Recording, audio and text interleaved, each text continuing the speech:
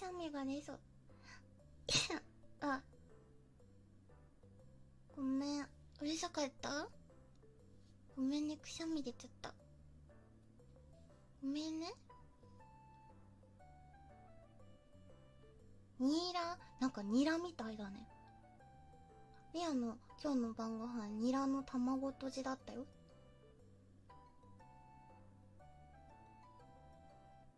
くしゃみ助かる。くしゃみ助かる。リアのくしゃみ助かった？なんじゃそりゃ。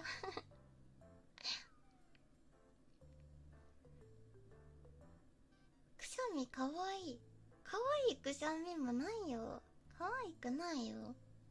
恥ずかしいな、なんか。くしゃみかわいいって。恥ずかしいな、なんか。ワイも年中鼻詰まってるから、痛いんだよ。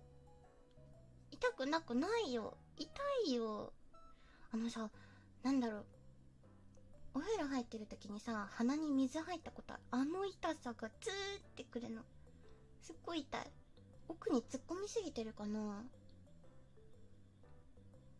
いや、なんでもさ、奥に突っ込んじゃうからさ。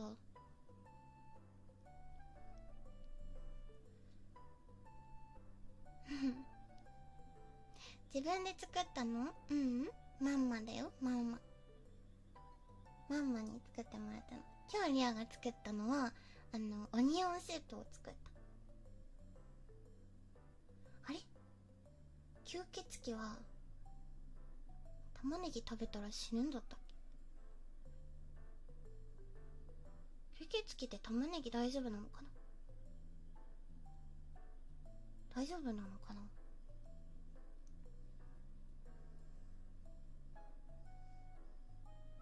やっぱ差し込みすぎる。いや、差し込みすぎなのかな？出てる分全部奥にね、入れちゃうんだよね。ダメなのかな？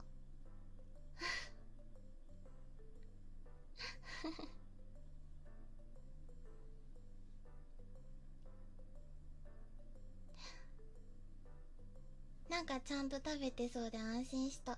めっちゃもりもり食べちゃうよ。リアね、すっごいご飯好きなんだよね。ご飯、ご飯がすっ